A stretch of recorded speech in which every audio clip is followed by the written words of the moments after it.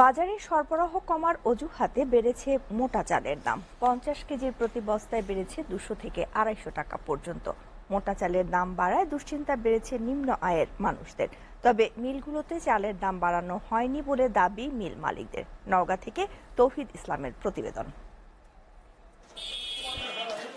নওগাঁর পৌর চালের বাজার সপ্তাহের ব্যবধানে খুচরা বাজারে কেজিতে স্বর্ণা 5 চালের দাম বেড়েছে 3 থেকে 4 টাকা পর্যন্ত।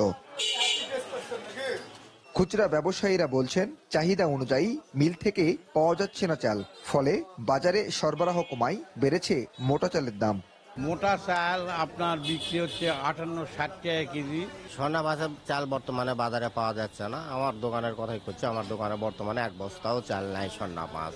মূল্য বৃদ্ধির ফলে বাজারে তৈরি হয়েছে মোটা চালের সংকট, ফলে বাধ্য হয়ে চিকন চাল কিনতে হচ্ছে নিম্ন আয়ের মানুষদের।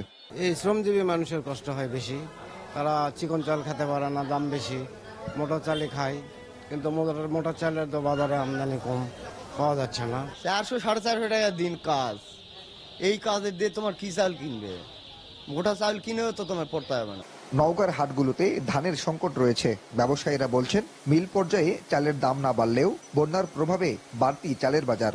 যে মোটাটা আমরা শুনতেছি যে বাজার বাড়ছে অনেক জায়গায় ত্রাণের কারণে, বিভিন্ন কারণে, কিন্তু আমাদের মিল গেটে কিন্তু কোনো চালের বাজার বাড়েনি।